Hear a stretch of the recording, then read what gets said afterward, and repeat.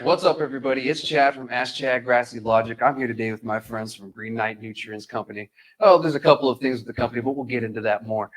Today, we have a really great conversation. Last week, we had some really basics about growing. I had one of my buddies from Carlsbad come in, and he was a grower for out there. So we had a really good conversation. And this week, we're getting into nutrients. So without further ado, I'll let these gentlemen introduce themselves. So thank you guys for joining me. I'm Dustin Hennessy. I am the sole employee of Green Knight Nutrient Co. This is my dad over here. I'm Keith Hennessy, and I've formulated and designed all of our products. Nice. Dustin, Keith, thanks you guys for joining me Thank again. you. Thank you for having us. Yeah. Of course, yeah. And it's a pleasure having you guys here. I haven't had a nutrient, company or line anything on the show yet, so it's great that you guys showed up. And you guys are an upcoming company. Right. Can you guys tell me who is Green Knight and where you guys came from and everything? Yeah, so I've started with this just about a year ago now. My dad has been involved in agriculture for over 35 years. Okay. He's a formulator. He's worked for different companies, and he's taken some of his knowledge and designed some new products, some very unique products for the cannabis world. Nice, cool. Yeah. And do you want to expand on that a little? Sure. bit? Yeah. Just with my experience over the years, I've ran across things that we found that are successful. Mhm. We found things that are failures. Okay. So what we're trying to do here is, because the industry is changing so much, Yeah. we're trying to bring things in. It's more of a hybrid Mhm. for fertilizer. Yeah. And so that we can bring something to the table that's efficient, productive, helpful to the grower. It's a win-win for everybody at that Yeah. point then too. No, definitely. Because when you grow cannabis, there's a lot that goes into it. I tell people, you need good genetics, but you also need Right. really good, nutrients as well. You can't have something like Miracle Grow. Yeah. You can't run something like that. And I've heard people like, oh yeah, I've used Miracle Grow. And I was, oh no. Okay, we're done. That's my secret. Oh no. I'm just kidding. It's like, oh no, cut it. We're done. We're exposed. Oh, that's funny. So where did the idea and everything come? Did you just see like an area needed for cannabis? Because there's really not that many companies that focus on just cannabis. Well, being in agriculture, we started looking at the cannabis industry because, one, you see the amount of money that's being paid for products in the cannabis field. Yeah. So when we started looking at agriculture, you don't have that high of a margin of money being paid in. Yeah. So what we started looking at, basically, we did a 5-year research. We wanted to step into this the right way. Nice. Okay. So looking at it within the 5 years, we wanted to look at, see what are the primary nutritions that are being applied? What's the primary chelations that's being applied? What are the pHs that they're looking for? All these different scenarios. And we started looking at programs that were being recommended. Yeah. So my theory was to simplify a program available for the growers. Yeah. One of the things we had developed for our agriculture industry is we've developed a polymer. It's a liquid polymer, and it looks, our finished polymer, it looks like iced tea. Okay. It's really fine, or pale beer or something like Yeah, that. yeah, like a dark ale. Yeah, exactly. And Yeah. it looks just like that. But the focus, what we found is that we have determined ways that we can take phosphorus and calcium and add them together into one nutrient.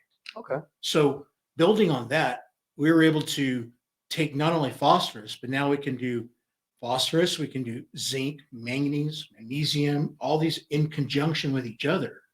And once that step was completed, and looking into the programs that were being applied in the field, we took and I wanted to make it simple. Yeah. So if you look at our website, it's product 1, product 2, product 3, and that what it does, it represents the growth stages of the plant. Because of the polymer, we're able to load that single stage with the nutrients that is needed for that specific growing time. And then, so your first, plant or product number 1 is basically right after transplant. Okay. You start feeding it. Yeah. This is what you want to feed. You want to grow the roots. You want to grow the stems. You want to you're laying the foundation. Yeah. So that's kind of that's basically how we really started getting into the industry besides agriculture within the cannabis industry. To me, there's opportunities because we are bringing things to agriculture that is very efficient. And I think the same thing needs to be done in the cannabis field too. Yeah. It's Yeah. just And just to piggyback off of what he's saying a little bit, when he said that we saw the amount of money being put into nutrients, we saw that it was a little bit more than what should be applied. Oh, I agree. So we didn't want to take guys for a ride. You Mhm. know, we wanted to try to come up with something that's cost efficient, Mhm. something that is nutrient efficient, that can allow for translocation, that can allow make it easier, right?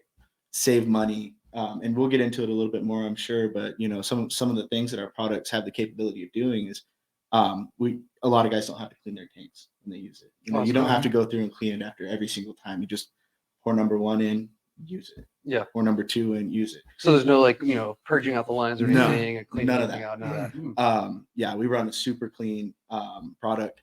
The other things that we don't have to do, we don't have to run. They don't have to pH their water. I mean, pH test it, yeah, but they don't have to buffer it down. Yeah. Because our products are a low pH already. They usually bring it down to the right, and we can kind of adjust it a little bit to where we can spread out feedings to get the right pH Mhm. without having to add another product in. Yeah. Makes it easier. We don't have an A and a B. Yeah. Number 1 has NPKs, micronutrients. I mean, all of our products have NPK, micronutrients, Mhm. everything that the plant needs, and we're able to do that because of that polymer that my dad designed. Yeah. So it's a really unique product. I don't know of any others that are able to do all of those things in one product. No, yeah, that's really interesting to hear about. And for the people listening, NPK stands for nitrogen, phosphorus, and potassium. The 3 major things plants need to grow and live and thrive. But there's other micronutrients and other macronutrients and other things that the plant needs to supplement with it. But those are the 3 main ones that we found out through NASA's research when hydroponics came around. So if you guys aren't too keen, if you're new to growing, that's what NPK means when it's spoken about. When we get into conversations, sometimes we use our lingo. We're like, "Oh crap!" Yeah. So I try to break it down and let that's the good. people know, what we mean when we're talking. So that's really great that you guys have this, this little system here and everything. So where are you guys from originally? We're originally from California. California, right? Yeah. We're in the Central Valley of California. Okay. So we're in the heart of agriculture. Yeah, definitely. And in the community we live in, there is a lot of cannabis that is grown within our areas, and I've actually converted old packing houses into growing facilities. Yeah, that makes sense. And it has changed some of the communities around there too. Mhm. And I think it's a good thing. Yeah. No, that is, and that's cool. And where'd you come from? So I'm originally from California. I Mhm. came here to New Mexico. I attended New Mexico State.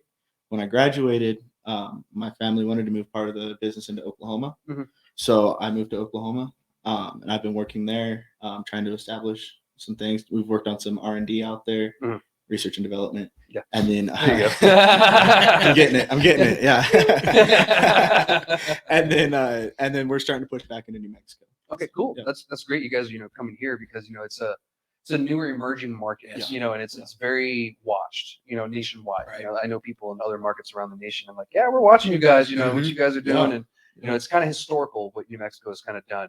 We've taken what other states did that didn't work, and we decided not to do that. That's great. And then we took the things that do work and will work for New Mexico. Mhm. Because you can't approach New Mexico like any other state. We're different. And I tell people that, as soon as they get here, I'm like, whatever you knew about California's market, Nevada's market, Michigan's market, forget it. Yep. That does not work here. That's not the way it works here. And so it's great that you guys are bringing it here because we need more, and there's more grows popping up all the time here in the South, especially in Southern New Mexico. Albuquerque has all the dispensaries, and we'll talk about that a little bit later. But yeah, anyway, I wanted to ask you guys, so is this an organic or non-organic, for the guys, who farm straight organics and non-organics or salts or whatever? Right. Can you give a breakdown of, what this nutrient line is? So our products are non-organic. Mhm. They have organics in them. Yeah. But to talk a little bit about the salts, my dad will a little bit, but we don't have sodium in it. You don't want sodium in your plant, of course.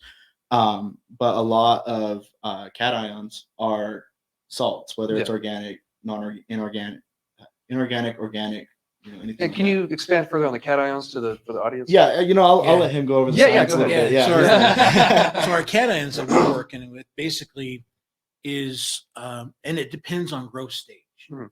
So what we do is we've matched the stage of cation, which could be zinc, iron, manganese. Manganese we're using more as a pre-development for the bud, just so that, in correlation with agriculture, what we found that correlating the timing of specific nutrients has a specific effect on the finish then too. Yeah. So Especially with like crop snaring. exactly. Yeah. So and that's what we're bringing into this. Like in with the magnesium, we're doing that. Where there's one of the things you will not find in our product is copper or boron. And the reason I chose not to put those in is because there are waters out there, there are systems out there that could be toxic. We don't want to add that to that toxicity. Yeah. So if it's something that can be added, that can be a separate application. Yeah. Where it is just like if you are deficient in boron or copper, you make that application as an independent application. Got it. Yeah. So, but with that's how we have formed the micronutrients. And our base micronutrients that we're looking for is zinc, manganese, iron, zinc, iron. I got to go through all these here. Yeah. I'm sorry, man. Oh, no worries. Yeah. Okay, we got zinc, iron, magnesium, which is really not a micronutrient. It still kind of fits into the macronutrient line. Yeah, we'll explain what the micro in a second. And then we have our manganese and iron. I'm just blowing all this to pieces, aren't I? No. No, you're good. No. I mean, there's so much that goes into it. There's so many separate parts. So the reason why it's kind of confusing, if you want to like touch on the macro real quick, so that way they get an idea of why it's like, wait, one is the other. Yeah. Well, and to go off of that too, there are 20 something total nutrients. 18 to Yeah. 21 So there's nutrients. it's hard to remember everything that's in our products. Yeah. I mean, but we have our labels. We have no problem showing people our labels. We try to keep an open book for everything that's in our product. So if anyone is interested, then contact us. We can send them our labels, SDSs, anything like that, so they can see exactly what it's in it and what it's derived from. Too. Yeah. So they Cool. That way, to me, the derived from is an important part. Yeah. That's what's going to make us a little bit different, is because we don't have the EDTAs. We don't have specific chelators in there. We're focusing on the polymer to help with the translocation into the plant more effectively. Yeah. Nice. Yeah, that's great to hear. So real quick, can you expand on the macro nutrients for the audience real quick? So you're gonna make me say those micronutrients again? No, just you don't have to name them. Just what they are. The versus like why they're two different things. Yeah. Well, a lot of the macronutrients are more of your predominant nutrients that are being applied for growth, which is nitrogen, phosphorus, potassium, calcium, and magnesium is there too. But sometimes people consider that minor nutrient then too. But those are the five products that are primary for growth, and that's why it's categorized in that category then too. And then the micronutrients are more of the ones that if you're applying it, it's going to be applied in small amounts. It's micro. Yeah, micro. And so that's why you're applying those in that small amount, which is going to be, so let's see if I can get it right this time. Okay. Zinc, iron, magnesium, manganese, and then we also put in our products cobalt and molybdenum. Okay. Those are also in our products, just for a secondary uptake then too. So that's kind of the difference between the two then too. Nice. Yeah, and thank you for the explanation, because some people would not really even to think that there's a difference. Like you have these predominant nutrients and you have these secondary, but these secondaries are smaller parts that the plant needs for an uptake. Exactly. Unlike the NPK and the other ones. Yeah. And a lot of times, so in the agriculture field, when we're looking at your micros and your macros are going to be when you're looking at let's say you're doing a test result, you're going to look at those based in percentages. Yeah. Because that was derived around soil percentages, where the micronutrients are going to be based in parts per million. Yeah. So because those are derived from more of a water soluble field then too. And that's Did you want to talk a little more salts then too? Or? Yeah. Let's talk Okay. about some salts too. Okay. I mean, yeah. I mean, it's great that we got that explanation. Let's talk Yeah. about the salts. So the salts, I think, is, I know for a long time you're always dealing with people who use salts. Yeah. It's a very general term, Mhm. very general. And so what we're looking at in our nutrition, you're going to see we're taking our nutrition and we're balancing it. Mhm. So our balance is between anions and cations. That's how you move and remove nutrients throughout the plant. So when we're talking salts, a lot of your calcium chloride is a salt. We don't want chlorides, Yeah. but we do want calcium sulfates. Mhm. That's a salt too. So I mean, in general terms, really, the things we don't want is really sodium. Yeah. You don't want sodium, but sodium, if you do have sodium in your water, because potassium is so close in relationship with sodium, you could reduce the amount of potassium uptake with excessive amounts of sodium. So see that this becomes a salt balance. Yes. So that's why when we're designing products, we want to take into consideration what could be in the water, what could be in the growing medias, so that we can balance it out or educate the growers and have balances out there too. Yeah. So really the things you don't want are basically sodium, but you don't want salts attached with chlorides. Now that's a different issue too, because chloride in excess can burn. Yes. Especially with sodium or calcium. But chloride is also a nutrient that helps control disease. So there is that balance too with chlorides. Mhm. So I mean that's kind of a quick rundown of kind of how the salts are in relationship with each other. Yeah. How they're also in relationship with the growth of the plant too. Yeah. So is your line like a liquid or is it a powder or They're all liquid. all liquid? Yeah. Okay. Yeah. Nice. And what do you guys recommend the medium that you use for your line? Is it friendly for everything or Anything as long as it doesn't contain nutrients on its own. okay? So like see Fox Farm, someone like using Fox Farm or something like that because it's already kind of pretty nutrient rich. Pre-nutrient. Yeah. I guess Yeah. unless it depletes, but Right. or it's depleted later. But yeah, okay, that makes sense. Yeah. Like The only reason that we prefer the media to not have some kind of nutrient in it already is because we want to guarantee our product, right? Mhm. Not so that because there's other things in these plants they might start getting too much of nutrient. yeah. Our products are a complete line. They have everything that the plant needs from start to finish. So it's more or less, you just fill the bowl up, put the nutrients in, it's ready to go. That's it. Yeah, so it's very hydroponic friendly. Is what I Oh, would It say. is. Yeah. Our, Okay. our products have no A and B. Mhm. You don't have to mix. You don't have to do special ratios for each stage. There's no, I'm not sure if I mentioned this earlier, but we don't have a micronutrient that it's already in there. Mhm. Everything's put together already. Yeah. Nice and easy. Yeah. Nice. And could we go ahead and pull up the website and check it out? Yeah, let's check out the line real fast, and then we'll get to talking more about this. There we go. So we have the website here. Do you guys want to go ahead and give it a breakdown? You got your product line. I think this is the website with the nutrient line. Yes. If you want to go ahead and Yeah. give a breakdown. So number one, like you mentioned already, is kind of the establishment post-transplant, roots and shoots, Mhm. right? Just getting everything ready to grow. Yeah. Number two is kind of where we're starting to really push into growth. Okay. Trying to get them to grow, get ready to flip over from veg to Mhm. flower. Okay. Number three is after you flipped over, now you're into flower. Okay. Your flower cycles, and So that's like just the first couple weeks. yeah, Okay. yeah. So what we haven't broke down in ours is like an 8-week grow cycle, but it can be adjusted for any length of grow. We Okay. just adjust how long you're putting it in. And, Okay, that makes sense because some cultivars are 8, some are 10, 11. Yeah, yeah. And so we can totally adjust that. That's no Nice. problem. Okay. So yeah, number three, we're looking at kind of our first stage flipping over. After flipping over, number four, we're getting into our early bud development. Mhm. And I'm just giving a general overview. No, yeah, He'll definitely. talk more about the details of each one in a second. But number four is where we really start pushing. And this is where you see a lot of your growth, a lot of like getting set up.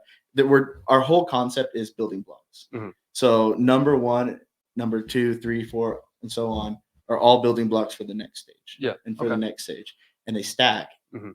all to focus on the finished product, of course. So the way you guys can think about it is just Lego building blocks. One leads to the other, to the other, to the other, to the other, till you have your tower. Exactly. And at the end, you have this beautiful plant. That's a great, explanation. And so, do you want to go through the rest, 5 and 6? Or? Yeah, so 5 is once your bud starts, and then you're starting to see, your trichomes forming. You're starting to see all of these things. We're pushing a lot of sugars into the plant. So the way that these are blended is to try to drive nutrient uptake and push it into the bud.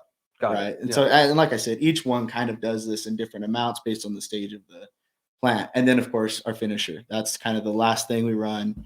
That's the end.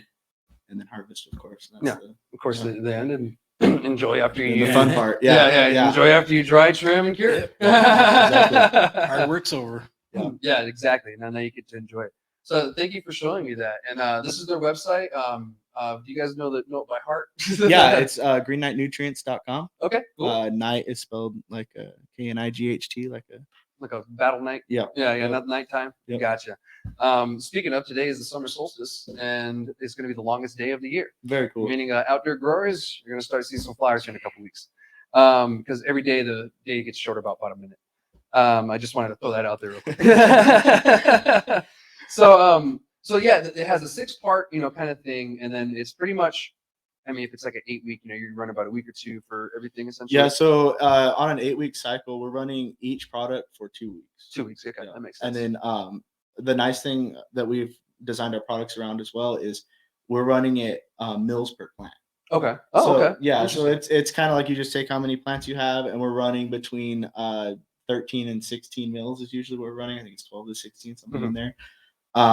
The 16 is kind of our high end, but the nice thing is a lot of guys will I know it's very common to back off how much nutrient you're putting on because a lot of guys worry about burn. Yeah. Our products won't do that. Yeah. Nice. So if you run it at your full amount, you're just going to see more growth, more heavier bud set, those kind of things. So if you mess up, essentially, put too much, you're just going to get more. Yeah. I mean, it might mess with your pH a little bit because we have a low pH, but there's another product we're going to start rolling out soon that if you want to adjust your pH, and we're also going to throw it in our finisher a little bit. Nice. So yeah, constant research and development. Right? Yeah, definitely. Yeah. And it seems like the way the nutrients is moving, it's from its basic stage of just basic chemicals all the way down to more of these intricate ones. Exactly. And this to me screams it would be great for crop steering. And I don't know if you guys know, the industry is really headed heavily towards crop steering, especially on the indoor side. And the viewers, I've talked about crop steering many times. It's really, you're just taking the plant, and at every stage you're ensuring it gets nutrients at a certain time, a specific amount. You're allowing dry back, so the medium to dry a little bit, and then you're adding the nutrients back in until saturation, until you get a little bit of runoff. And so to me, this line is kind of catered to something like that, because exactly. with crop steering, you have all that data. You have the sensors inside the medium. You're able to see how much moisture is. You're able to see your ECs. You're able to see your pH, and you're able to see just essentially the growth. And with this, you can kind of be like, okay, we can put it in at this time with this, and then once we switch it tomorrow, we can change the recipe and add this. So I mean, it makes sense, especially going with something like that. I mean, hydroponics, that would make sense too. Like the deep water culture, for them as well. But for me, this just screams crop steering, like the whole way. We were talking about crop steering a little bit before the show, and I've been dabbling with it too the past year and a half or two, and it's been an interesting journey, and something like this does seem like it would really do well in crop steering. And in New Mexico, I have seen a few kind of start to do the crop steering and head that way. I think that's great, because I think we were talking about a little bit between that and agriculture. Yeah. I mean, this is agriculture on steroids. Oh, it is. It's crazy. It's Amazing. But it's good though, because if they're in tune to that, those plants you're going to get the maximum amount. I mean, something I don't think we've really stepped into is looking at the genetic potential. Yeah. What is the true genetic potential of these different products that we have out there? But if we can take a program like that and start tweaking it, we can push these things to the very genetic end too. Oh yeah, definitely. And that's great. And with, more stable genetics coming out and everything, I mean, the nutrient lines like this are only going to become more prevalent, because right now we're like 50 years behind the regular agriculture industry when it comes to genetic stability. So, we have some catching up to do, but with legalization comes innovation. And that's something that I tout a lot. And this is along the lines with it. You're talking about, this is agriculture on steroids. It's and yeah, and it's because I haven't seen somebody sell tomatoes a pound for $2,000. No. Yeah. Yeah, We're not here, but we're working on that. Yeah, it'll maybe get there. Who knows? Be a damn good tomato. Yeah, better. $2,000 a pound. I can see Japan doing that. They get real bougie with their fruit. Square. This was in the shape of Godzilla. Yeah. It's very commemorative. So I mean, it's really cool to see all these different industries collaborate and clash in the cannabis world, because before, we were stuck in these tents. You were running at 8 weeks, regardless, chopping them down at 8 weeks. You were, using these nutrients that, we were just pretty much guessing. Yeah. And we're pretty much just guessing when to put these nutrients too in their life, in the lifespan. And so now we're getting all this data now, we're collecting more, and now we're able to get to the point where we can get a little more intricate with our nutrients. And that's really great to see, because we're only going to see better cannabis come from that. Something that I wanted to mention is we actually just finished a R&D trial in Central Oklahoma with a company called Bingy Buds. This company is amazing, and they were able to run on some of their genetics and some of a couple other companies, but they were all clones from them. They did a phenomenal job, and we actually got to see on these clones an increase in stem size. They looked like little trees coming out of the ground. Oh, really? It was amazing. Self-supporting. They didn't have they were self-supporting. The buds on them were just absolutely massive. I mean, it was a great trial, and we're going to start rolling that out. I'm sure it'll be on our website eventually, that we'll roll out kind of some of the research that we did on that. Nice. That's great to hear. And, it's good to hear that you guys are still doing R&D and you're not stopping the testing, And we try to collaborate with, like partnering with Bingy Buds and partnering with different groups to try to do some R&D, to try to get some movement through the industry with respected, people that do genetics, hunts, growers, just trying to get more input. How can we get better? How can we make the industry better? Yeah. Yeah. Nice. Nice thing about working and doing the R&D too, and myself as a formulator, we start seeing things that maybe the plant needs more of this at this stage. Yeah. We can start incorporating it and being more specific on the nutrient needs at that point. We've already started working on a product that you can put in conjunction with 4, 5, and 6, so that it will increase sugar development. We've been running this product in agriculture and seeing in different crops, seeing better color, higher sugar, size. So we want to bring that over and be able to incorporate that into the cannabis products, that their cannabis growth. Yeah. It's very important to understand. And there are many ways, we haven't got into this yet, but there are so many ways that, based on plant growth, deficiencies in a plant can be manipulated. And to understand, if you have a deficiency, many people want to focus specifically on that deficiency. But we can take products like zinc, iron, these products like that, and increase our photosynthesis at specific stages. So, if you're looking into moving into stress periods and you want that plant to be healthy during the stress period, you can manipulate by putting specific nutrients during those times. Those are things we're going to be rolling out. And we want to continue looking at R&D. To me, is like, I don't want to stop learning. Yeah. I don't want to be set here, because the whole industry is in one specific site. I want to be continuously growing and learning, passing that knowledge on then too. Yeah, that's great. Because a lot of people have this idea of like, well, I have this technique of growing and I'm not sharing it with anybody. Ha ha ha. And who knows, maybe that technique could be good and it just needs, some tweaking. Maybe a little bit more studying or testing. Because there's a lot of bro science out there. When it comes to growing cannabis and growing in general, to be honest. You get those 5-minute craft videos, when they cut a banana and grow a banana tree in 2 weeks.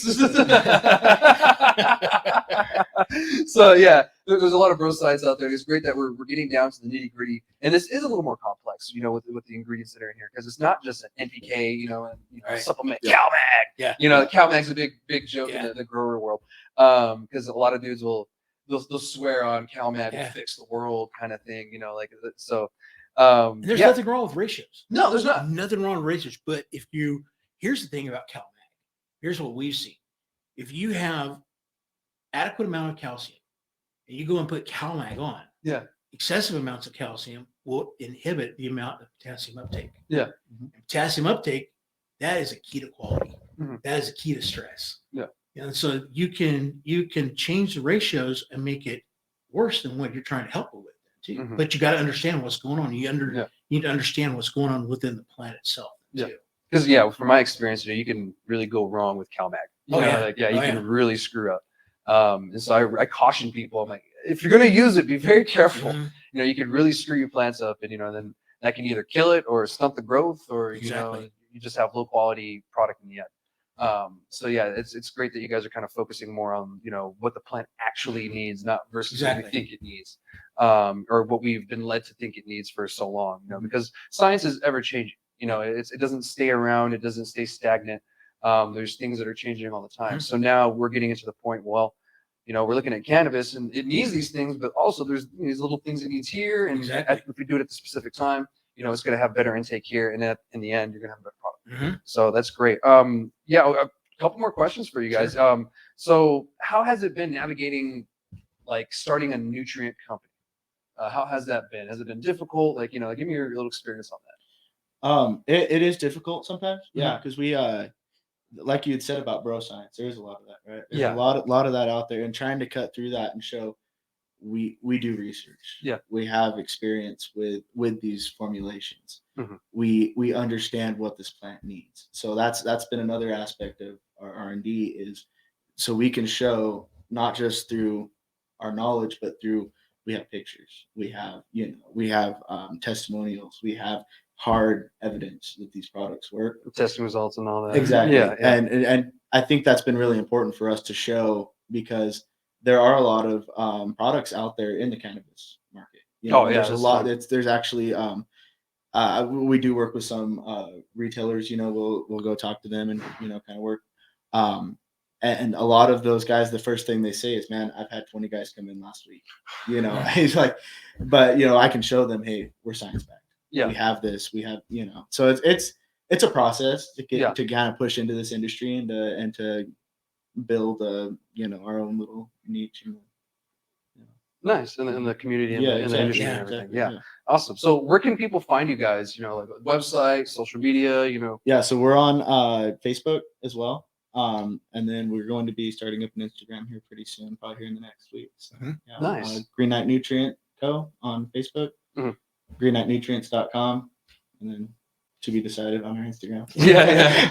Hopefully it stays along the lines of that, huh? Yeah. And hopefully you guys don't get shut down, because you're not selling weed, you're just selling nutrients. No, we're not. Yeah. And that's it. That's something that we're kind of lucky, I guess, in that we're not selling weed. So we haven't had any emails yet about that we need to change what we're posting. Yeah, because like that's one thing that people don't understand. They don't want to do an ancillary business, but sometimes it's easier to have an ancillary business because you don't need to get licensed through the state. Right. Like you just have to have the business, and then you can help these industries and these companies out. And we still have to go through product licensing, of course, but it's not nearly as much as what growers have to go through. Oh, it's ridiculous. Incredible. Yeah.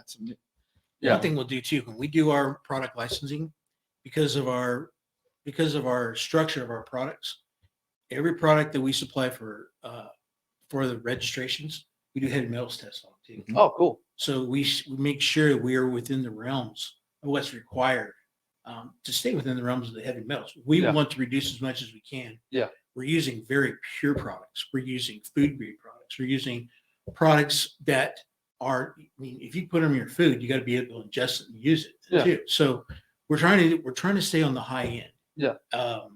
And that way, when products come to the market, we want to be a high end product. Yeah. Mm-hmm. No, that's great to hear. And I wish you guys as much luck in this industry and everything going forward. Yeah, and I appreciate you guys joining me. And if you like, we can stick around for a couple more minutes and have a couple more conversations. Sure. But again, everybody, this is Green Knight Nutrient Company. Thank you, gentlemen, again for such a great conversation. Thank you so much for having us. Yeah, thank you. Yeah. So going on, we're going to move on. We're going to talk about bubble talk because we talked about a bunch about nutrients. I was going to have a whole section about nutrients, but we actually pretty much covered everything I wanted to cover in our last conversation. So that's great. We meshed it together. So let's talk about the bubble talk real quick. So I don't know if you guys know, here in New Mexico, we're very saturated. We have over 1,000 retail establishments in the whole state. and just came out that Albuquerque has almost over 200 retail establishments for the whole city. Wow. It's more than liquor stores. Wow. Yeah, it's jumped over. So now in New Mexico, we've reached this point where we have too many and the bubble popped. And so now we're seeing retail locations close. People are getting bought out. People are struggling. If you go to most retail locations, most of them are slow, even the ones that are very popular. If they're busy, it's like maybe a 15-minute wait. And so at the most. And Albuquerque is the most saturated city in the state. And so they're having issues on their own. People are already, getting bought out. I just really update people every week about the bubble that's going on. So I didn't know if you guys knew about it or not, or how saturated it was here. We've seen this before in other states, though. I mean, us being from California, we Mhm. saw that bubble, Yeah. and it popped. A lot of people went out of business. It's not something you want to see. It's not something that's good for the industry. But in the long run, it will stabilize. Yeah. Right. It always stabilizes, Mhm. and then the market will find its balance to where it can maintain itself. And that's what I keep telling people. I'm like, Yeah. this is a stabilization period. And in New Mexico, we're on a fast timeline for some reason. Yeah. This is Yeah. within almost less than a year. Yeah. A year just hit in April. And so, our timeline is quick. I mean, in California and Colorado and Washington, you saw this take years, to kind of happen and form. In New Mexico, 1 year. Yeah. It was like that. So it could have been just the fact that we saw what these other states did and like, okay, we're just going to leave it open and then let the market do its thing. Yeah. And that's one thing that I hope that we continue to do is allow the market to do its thing. Yeah. Like you said, I don't want to see anybody go out of business, lose their money, their livelihood or anything. Yeah. However, this is the market that we chose to be in, and this is the consequences that come with it. And that's what we have to understand when we come in this. I agree. I think it purifies our market too. I do too. The people that are doing it right and doing it good, they're going to stick around. Right. And we're not going to be stuck with, when we were just medical, we only had 35 dispensaries in the whole state. And so that left us with some who weren't very good. And they got a nickname called the Dirty 30 because of that. And now I kind of feel we can filter some of that out. And some of those guys are starting to fail too. Some of the ones that have been here a long time. And so it's going to filter those guys out. And in the end, hopefully we'll have some really good products. Because in New Mexico, we're really getting some really good cannabis. It's really coming along. And I'm really proud, what we've done here in the state and, the way we've gone about it. But, I really appreciate your guys' input on this because you have been in other states market like Oklahoma. I mean, that market is just insane. It is. Yeah. They recently did a moratorium on new licenses. They stopped giving out new licenses, which has affected the market there because they called it the Wild West of cannabis. Yeah. Right? Oh, yeah, it was. Anyone could get a license, but it had to be, I think, 60% owned, or maybe more than that even, by an Oklahoman. Okay. And it was like everyone was growing. Yeah. Everyone. I mean, there are dispensaries everywhere. And now we're starting to see kind of the same thing. It's the prices that the growers are getting are not sustainable prices. Oh, yeah. Because there's so much influx of cannabis. Mm-hmm.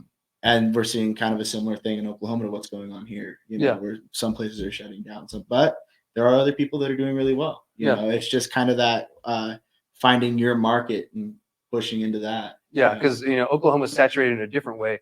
In New Mexico, we don't have a lot of water. But in Oklahoma, there's a lot of water, so like it got a little out of hand. Here, it's kind of like, well, we got a natural barrier. Like you need water to grow cannabis. If you don't have that, well, you're out of luck. Yeah.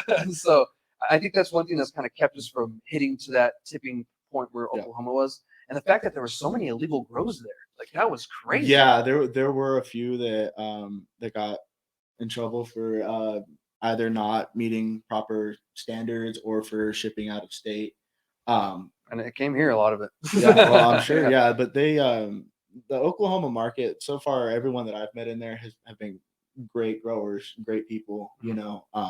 So it's just there's always going to be some bad apples in the bunch. But, out there, I think that it'll stabilize just like it will here. Yeah. We've seen it in the older cannabis states, right?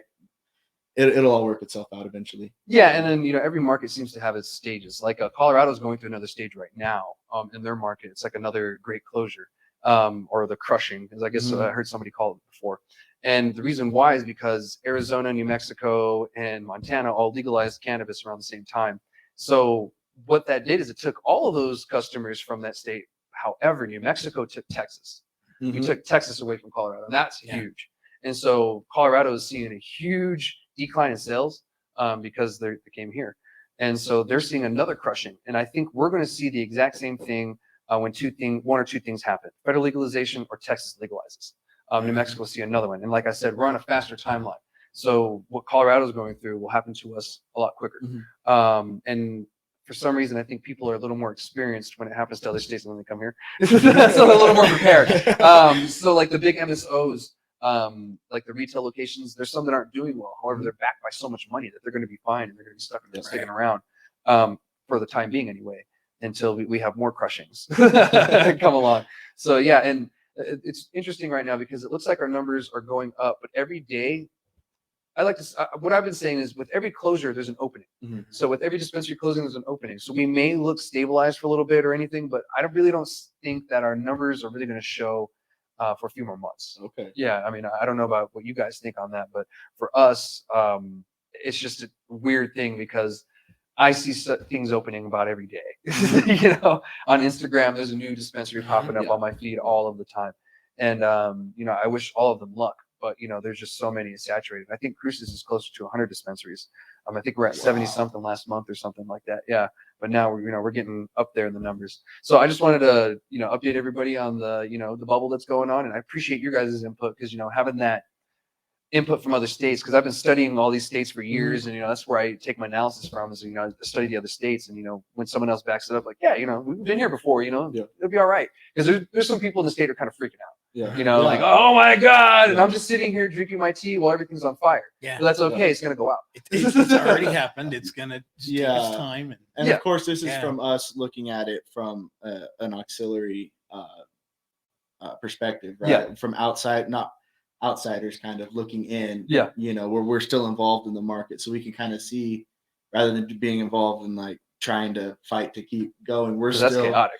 I can imagine. And so what from our perspective, we're able to kind of look at the market as a whole, and we have to for our business, right? See what the market's looking at, what the future's looking at. How can we help growers as the market goes on? You know, how can we save them money? How can we keep them afloat, keep the lights on. Yeah, exactly. And I appreciate that. And you know, if you guys again want to get in contact with these gents and you know get pricing and everything, you know, to give your information at the beginning. So but yeah, thank you for that conversation on the bubble talk. I just wanted to touch on that real quick. I wanted to talk about the High Times Cannabis Cup here in New Mexico.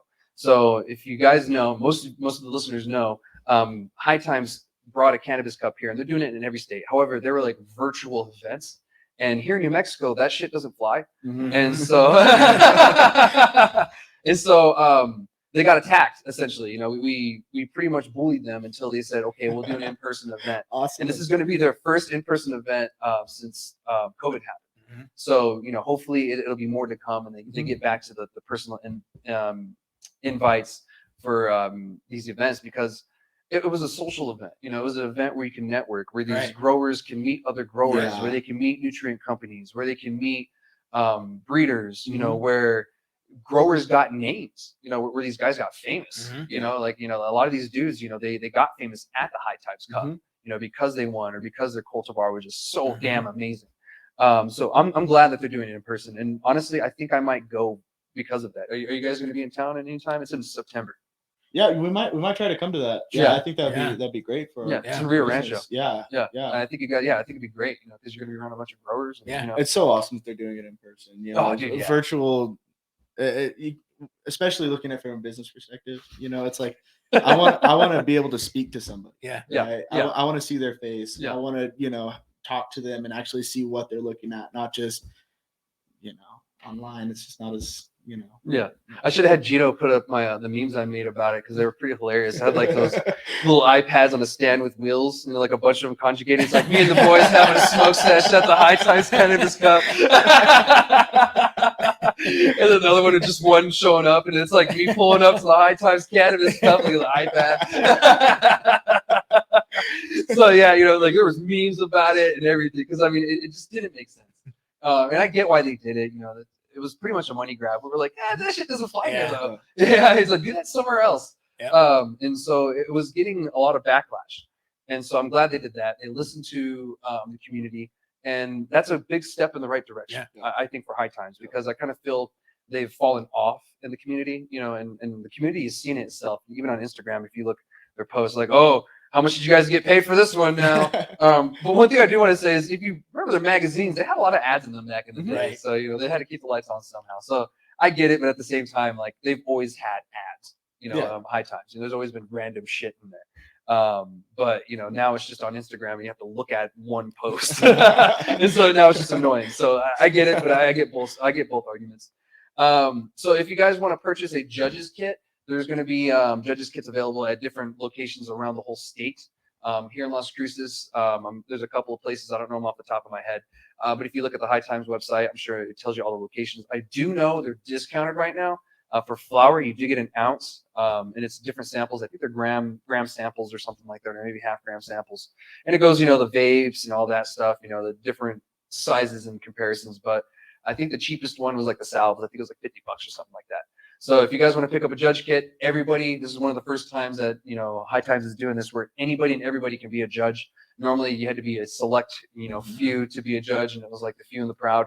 But now everybody can. So I think that was part of their platform for the digital thing. I don't know if they'll go back to, having exclusive judges that they pick after something like this, but we'll see going on. What do you guys think about that? Having everyone as Yeah, part of yeah, the yeah, team? everyone, Oh, yeah. man, I think that's awesome. Yeah. I mean, then you get everyone's opinion rather than just, a small, few Small guys that they niche. handpick, Yeah. Because, if you got 5, 10 people judging a competition, it's not going to be, it's just like statistics, right? Yeah. It's like you have a larger group, you're going to have better results. Yeah, better, more accurate, what people are actually wanting. Yeah. I think people have different tastes too. Mm-hmm. So Yeah, definitely. it opens up, for a variety of things too. Yep. Yeah, because I mean, like, what one person likes in terpenes, I may hate in terpenes, exactly, or it may affect me in a negative way or something. Yeah. So that's great that we get a bigger pool, pool size. Yeah, because before it was such a small panel, and some of these people were bougie, and then they wanted like best of the best. Like, I love terpenes, Right. Yeah. The cannabis doesn't have good terpenes, I'm probably going to vote a no on it, or give it a low ranking or whatever, however they do it. So yeah, I think it's great. How is it going to play out? I have no clue. We'll see. The submission's already happened. It's already too late to submit your own cannabis, but it's not too late to get a judge's pack. So we'll see what happens, with this whole thing, and where they go with this. Yeah. And hopefully High Times. Hopefully you continue to promote the in-person events like this, because this was beneficial to the industry. It is. It is. Especially to gents like you. Exactly. Yeah, and so. We Yeah. make contacts at events like this. Yeah, Yeah, exactly. yeah. That's how you guys. That's how we network. It's a Yeah, That networking is. thing. It's a networking thing. It's fun. Yeah. And it's also business. You can't. Yeah. You can't get better than that. No, you can't. Like, that's why I like going to expos and stuff, because it's fun. I get free shit, but I also meet all of these Yeah. cool Yeah. different people Yeah. and businesses. And you make these different connections and contacts, and so Mhm. yeah, that's what these are about. You just don't get that on a digital platform. Right. No. Like it's something like Instagram is its own thing, and it's not meant for convention stuff. Yep. Convention stuff are meant for in person, not for like Zoom. Just to let you guys know, I don't know how much the tickets are. I couldn't find any information on that. Once more information comes, I'll probably share it. But if you guys know, let me know. I have no clue how much the tickets are to attend. But I do know you get like a 30% discount if you get a judge's pack or something like that. So that's all the information I have on that. The last thing I want to talk about, and you guys can chime in on this for me or with me, and this is kind of important. So Congress kind of reacts to the federal government and their timeline of. So if you guys don't know, I guess I should just give you the whole lowdown. So President Biden instructed Human Services, the Health Human Services and the Department of Justice to carry on to do some researching on the scheduling of cannabis, like a review. And so he did that months ago. And now we kind of got an update of where they're at. And so it looks right now they're going to give us an update or give us their decision by the end of the year. And that could be huge. Yeah.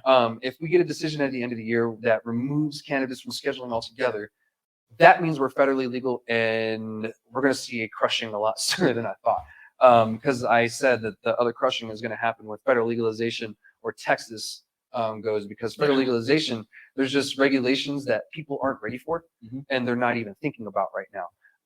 And they probably should, because this right here is telling us that we possibly have until the end of the year to get our shit together. And if you guys don't know what I mean, there's regulations that we have to deal with now when it comes to federal law.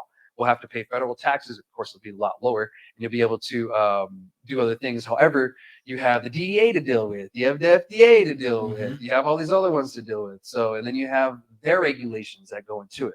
So that's what I mean. And this is really important to know this, because once we go federal, it's a whole different ballgame. That means we're going to have interstate commerce. Other states are going to be able to sell to each other. And in New Mexico, we already have that in our statute. It states clear as day that once the federal laws change and two governors agree, we can have interstate commerce with those states. So we most likely would buy from Colorado or Arizona, and California, et cetera, et cetera.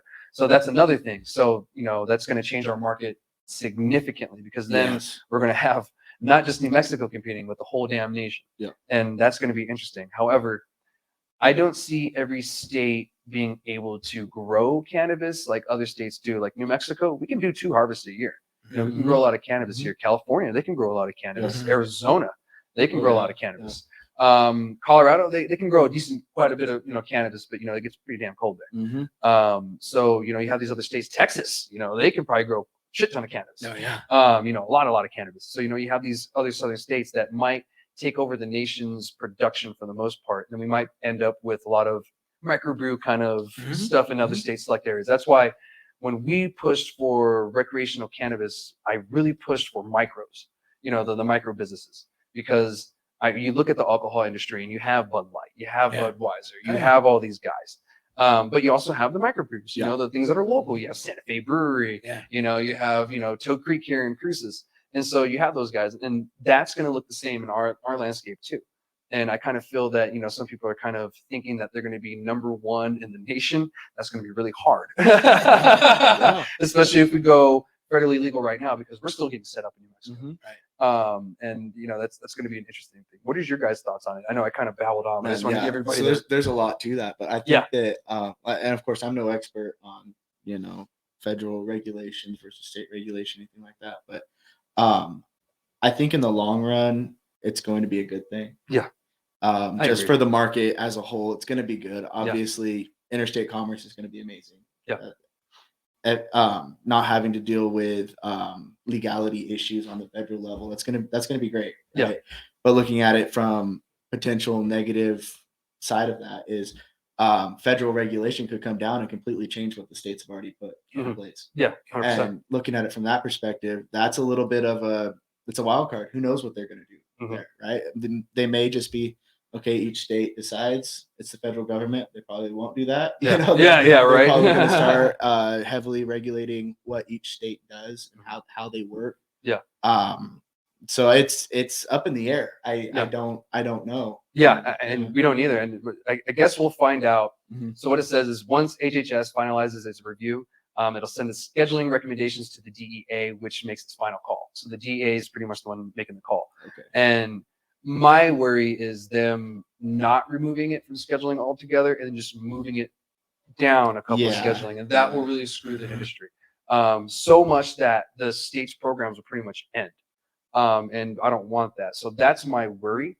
I don't know what we can do other than contacting your representatives and letting them know that you want it removed from scheduling altogether, because your state representatives, they can talk to DEA representatives in DC and kind of get into their mind on it, and like, hey, look, if we're going to do it this way, this and this, and it looks like the DEA and HHS and all these 3-letter agencies essentially that are in charge of this. It looks like they're reviewing it fair for the most part, but we'll see when towards the end of the year when we get our final decision, I guess. And when I say final decision, it makes me remind me of my VA letter decision from like the VA. It's like, oh, here's your final decision. So we'll see what happens. I hope we just get removed from scheduling altogether. What's you guys' final thoughts on that? I hope it goes through the right way. I do too. Yeah, that was my thought too. Is like, are we prepared for it? I mean, really, I think it's going to be best to be prepared for what is up and coming too. Yeah, definitely. And this is something big, and if you guys aren't prepared or you're not starting to get prepared, you might want to think about getting prepared for federal legalization and what you need to do, because this is a sign that this year may change a lot of things. So yeah, and that's everything I have. You guys have anything for the rest of the show? You want to share anything? This was awesome. I appreciate you having us on. Yeah, appreciate you guys. This was fun. Yeah, I appreciate it. Yeah, I appreciate the conversation, and I wish you guys luck. And Thank you. can't wait to see you guys out there. Awesome. you. Thank Cool. you. Why don't you guys go ahead and take us out of here? Do the outro.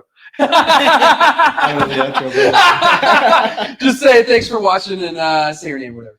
Thanks for watching. I'm Dustin Hennessy with Green Knight Nutrient Co. And I'm Keith Hennessy. Thank you very much. All right, guys. Shoot, we'll see you next week.